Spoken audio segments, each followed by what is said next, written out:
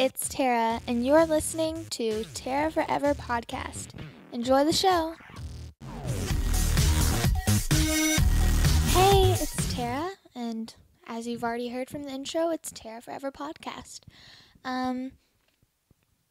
I just kind of wanted to do that intro, see if it looks cool or not. So you can just tell me right in the comments. I'm sorry, I'm still not used to talking to myself because it feels so weird right now because I am in an empty room talking into a microphone and it's literally creeping me out. Anyway, we have questions. I'll admit that I'm not really excited about these questions, but if you're a One Direction fan, you will love them. But don't worry, not all of the questions are One Direction related. First question is, who's the best singer in One Direction?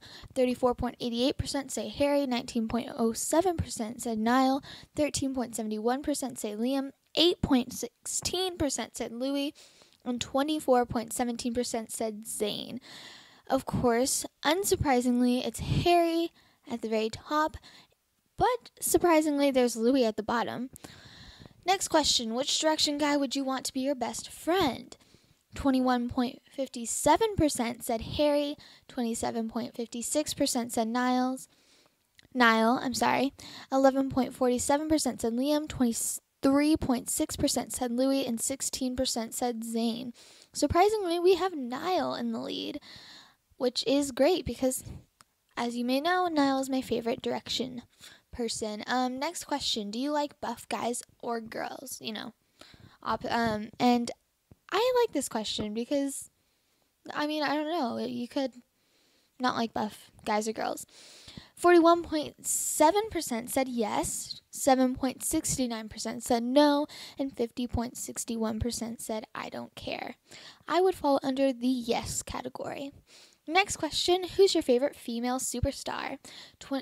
48.11% said Selena Gomez, 27.09% said Katy Perry, and 24.8% said Demi Lovato. I would fall under the Demi Lovato category. I'm a huge fan of hers, and I find her music just amazing.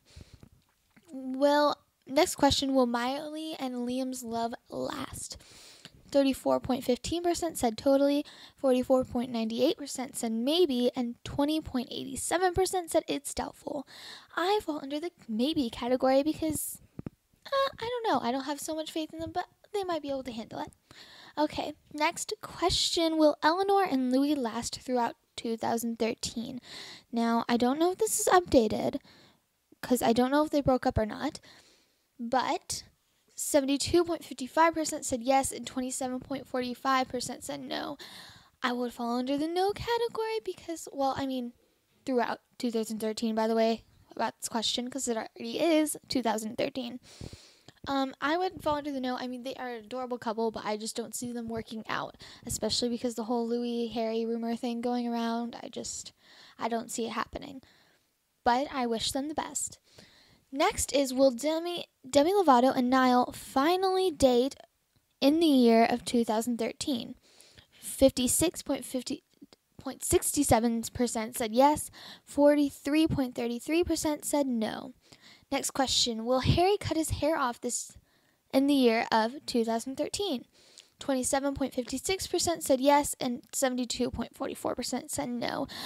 I would fall under the no category because I think he's just doing it to sound adorable, which is working, even though I don't know how cutting your hair off is very adorable, but, just kind of goofy, funny, goofing around. Okay, next we have our email section, which is super fun. For the email questions I would love for you guys to email me about is, what's the worst kiss story out there? I want to know what has horribly happened on one of, if you had a horrible kiss. There was one story where a girl had a bird poop on her hat as they were kissing, and I can just picture that being just horrible. I would hate if that happened to me. Next question is, what do you look for in a girl or a boy? I like this question because I think as a girl, I would like to know what boys look for in girls. Last question is, any ideas for the next show's advice topics? I love picking out the advice topics, but sometimes I have a really difficult time kind of thinking about what others would possibly need advice on. So if you just want to email like something I could probably give advice on, that'd be great. And then my favorite part of the show is the advice emails. Okay, I just have to log on to my iPad. Hold on. Sorry, I didn't have it set up this time. Okay, here it is. Okay, my first email is, "Hey Tara, hope I spelt your name right. By the way, you did.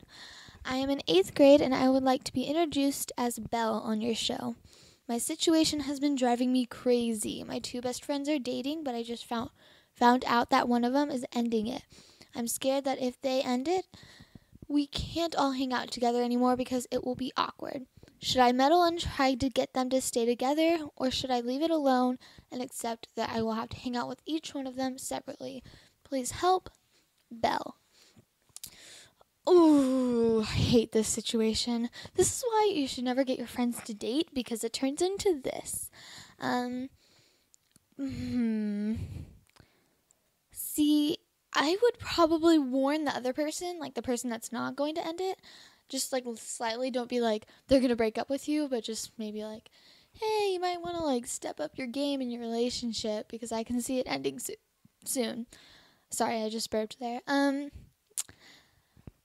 Yeah, I'd maybe give them a slight warning, but then just kind of let it take its toll. And I wouldn't say you have to hang out with each one of them separately. You'll just have to hang out with them separately for a little while, and then they'll probably get over it. It'll be like, yeah, I remember when we dated back in middle school, and it'll totally, just blow over, and you guys will be able to hang out again. Well, you guys will all be friends.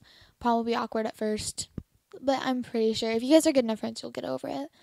But yeah, that is a really situation. But yeah, you'll be able to stay friends with them. I wouldn't really meddle. Just give a little warning and then walk off. If anyone listening has some good advice for Belle, just email me and I will make sure to tell her your advice on the show. Next email. Now this one is like really scary. I had to read through it a couple of times to like make sure I was totally getting it. So, yeah, I feel really, really like sorry for this person, and yeah, it's a really tough situation. Okay, the email says, "Hi Tara, I'm an 8th grader and I would like you to call me Sam on your podcast. A couple of days ago, my older sister, a 10th grader, almost died from drinking at a party. I had to see her barely breathing and naked on a table in the hospital. The sight has not escaped my mind, and I am traumatized. And it has traumatized me. I don't know how to talk to her anymore, how to treat her. I could use some advice. Thank you, Sam." After seeing someone in that position, I would think, like, after seeing someone you care about, like, so low and not in a great position, especially someone that you look up to, like an older sister, that is really, really tough to get over.